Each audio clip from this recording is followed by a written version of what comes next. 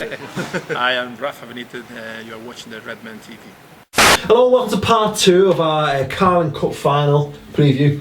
Just peace. Yeah, peace. Just chill, man. Damn straight, man. It's cup final weekend soon. Yeah. And he comes suited and booted in preparation. Damn straight, you know what I mean? That is gonna stink by Sunday. No, thanks very much for making an effort, making me look a little bit underdressed. Thanks very much. You're looking good. If you think Chris is looking good, please do let us know in the comments section below. And if you don't, please don't let me know. Yeah, do one like me. Please don't let him know. They fucking give me a phone. Brilliant. Anyway, in part 1 we obviously discussed the game in a little bit more detail. We gave you some predictions, some best bets, team news, looked at Cardiff's danger men and stuff. So if you've not watched that, please do go and watch that because it's very informative, entertaining, and yeah, you know, it'll make us feel good to know that you're watching both videos. Anyway, now though, the stuff that you actually probably just want to watch is the Liverpool players talk about stuff. So without further ado, he's going to shut up. For a lot of fans, and I mean, I'll even say myself as a kid, we always referred to it, jokingly, as a sort of Mickey Mouse Cup. Now, you've won, is it two League Cups you've won? What does the competition mean to you? Well, when I first come here, it was a trophy. Obviously, I was aware that the FA Cup is the more important competition, but at the same time, there's only 4 titles to win at the start of the season. And in my eyes, it didn't really matter which one it is. Obviously, you'd rather win the FA Cup than the League Cup. But I think it helped us a great deal in 2001 to get the first trophy under our belt, which gave us a lot of confidence in recent weeks and months. And if we hadn't won the League Cup, I'm not sure whether we would have won the other cups. So therefore, I think it probably became more important in recent years because the league these days, with the money City spend, is a very hard competition to win. We all know that the Champions League is very hard. The Europa League, you know, is obviously a trophy as well. You want to win the Champions League, if not the Europa League, but there's some good teams in there. The Europa League's tough for Thursday night games against teams you've never heard of. Yeah, obviously you've got 2 Manchester teams in there now, so this is not easy. And it leaves the League Cup, and if you look at the winners of the League Cup in the last, apart from Birmingham last year, in the last 10 years, I don't think there's a team outside the top 4 or top 5 who won it. So teams realise it, and you know, Liverpool got to go for it because you need to get the first one under your belt. I think it was a big blow for Arsenal last year. I think it scarred them because if you go to these places and you can't beat Birmingham, next time they might go to another final and they may play a Liverpool or a Man City or a Man United. So it's always in your head. We didn't beat Birmingham. How are we going to beat these? And it would be a major achievement, I think, for Liverpool to go there. Obviously, you fancy them against the Championship side. And if they were to win the cup, I think it would help them a great deal as well to finish top 4. Let's go back to some of those League Cup finals you participated in. Now, 2001, Birmingham, the Worthington Cup, as it was then known. I was there. I travelled down on my own for that one, and I have to say, what was that penalty? What were you thinking? A miss. Yeah. I think everyone in the stadium knew where you were putting that one. I wasn't putting it anywhere. I just hit it as hard as I could. Was that the plan? Just leather it? No, I just thought I hit it. If I catch it smoothly, I think it'll be a good take from the keeper. As it was, I hit him straight on the knees or the hands. I don't know. And his penalty in the 2001 Carling Cup final, didn't go, not quite German-esque on his penalty taken there. I know, but he made up for it, didn't he, in the European Cup final, so we'll take that. Now, he said that he's not one to give out stick to people who miss, but did you give him anything for missing that penalty? Well, I mean, I was I waited till after the game, obviously, because I couldn't give him much stick because I had to take one myself. So I had to make sure I'd score, and I scored. Obviously, you'd have a few drinks later on, and the typical German penalty taker that we're always taught about in this country obviously didn't come to fruition in the shootouts. And spent too long in England. Yeah, but I mean, he made up for it, didn't he, in the year 2005. Do you think that maybe influenced how Carragher took his one? Because I think everyone thought he was going to do the same, and he actually stuck it in the top bin. Yeah, that was a great penalty from Carragher. I have to ask as well, your penalty in that. Now, I said at the time, Didi, everyone in that stadium knew that he was going to put it down the middle. It was 70,000 fans, and of course, sadly, their keeper as well. Now, when you stepped up, I have to admit, I thought, he's going to do exactly the same thing, straight down the middle, and you didn't. You stuck it top in, didn't you? What was it? Where did that come from, like? Well, I see what Didi did, I wasn't going to do that, was I? No, I knew I was going to put it, just if you take it, if you score, you score, if you miss, you miss. That's part of the game, no problem with that. I don't think any players blame anyone for missing the shootout. It can happen to anyone, and as I said, it happened to the Cars, and he's one of the top players around, so it can happen to him, it can happen to anyone. Well, his claim to fame gave him the opportunity to take one, which he probably wouldn't have got if I scored, so he should thank me for missing.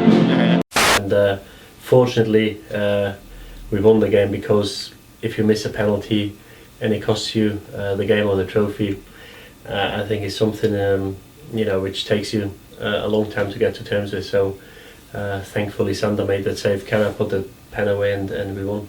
It's interesting because obviously everyone remembers that. People remember the treble winning season, but people forget, and I call it the forgotten final. 2003, we beat Man United.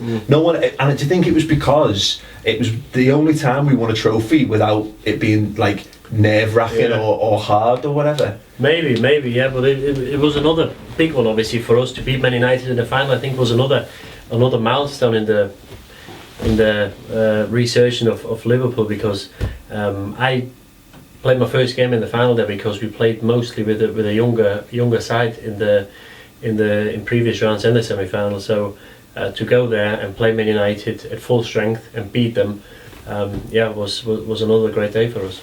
Yeah, I mean, Owen and Gerrard as well. I mean, 2-0. It was comfy, a very comfy afternoon by all accounts. Yeah, well, at the time we had a very good record against them, and it was not a team that we feared up.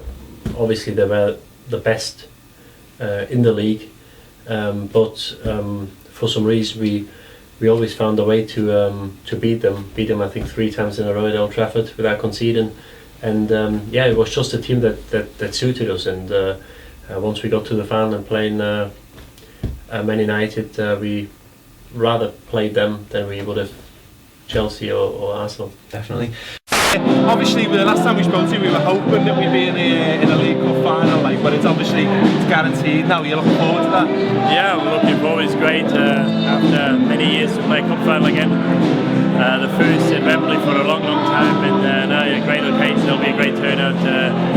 Liverpool fans will be travelling down in numbers, and against the Championship side, hopefully we can take care of them, and it will be great to get some silver back on the sheet. Well, hopefully we win, but I'm sure it'll be more difficult without the Cars. When we've had him there, the last 2 cup finals in the Carling Cup, Worthington Cup, we've won them. So hopefully Kenny can get him on the coach, maybe get him on the bench, bring him on, do something. But Didi was there for the last 2 League Cup finals. How are we going to cope without him this time? I know. Put it this way, I wish he was a bit younger and he was able to play, because he's a top player. Especially with Lucas not being available. We'd love the guys that are in there doing the stuff, but we'll have to go in without him, and hopefully we can win one without him. He certainly made an impact in the last 2 finals, without him, but I'm sure we'll have the players to hopefully win the Jaeger Trophy. You're going to be up for a pen again if you're on there, like? Yeah, because that means I'm on the pitch, so that'll be nice. Yeah, anyway, so no, anything you always do what's best for the team or the club at the time, and if it means taking a penalty, that's the way it goes. Going to put your neck on the block and score prediction? 4-1. Well, you heard it here first. Supreme confidence from the Cars. Didi, once again, thank you very much. Well, I said 1 each. Liverpool City, I said 1 each. It was 2 each. Very, very close. So, give me a bit of credit. That's why the odds were short, though. See? Yeah. Cool. All right, thank you. Bye. There you go. Enjoy that. That was nice, that, wasn't it?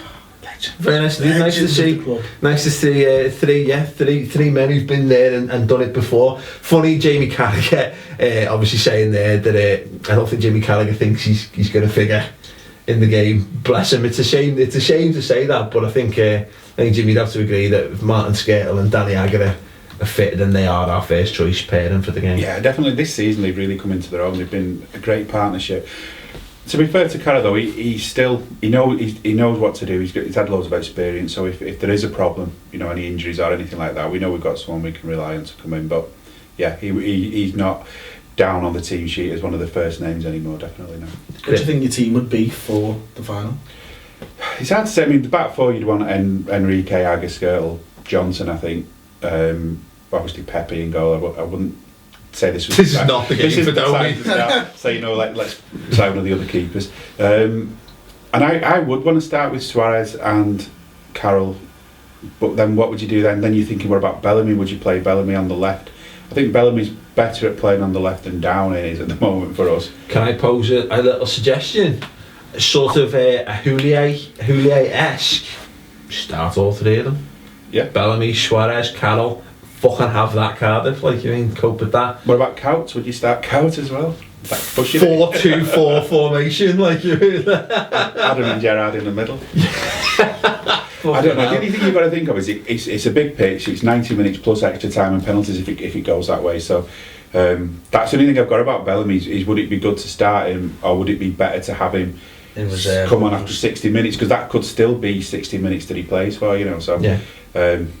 It's hard to say, but yeah, I mean, I would definitely want Carroll and Suarez to start, given the way they were playing the other day. I think personally, I think Bellamy is almost certain to start, and I could almost see maybe Carroll making way, although I don't believe he should. I think Andy Carroll should just play every game from now until the end of the season, and just fingers crossed that him and Suarez turn into the greatest forward line we've ever seen.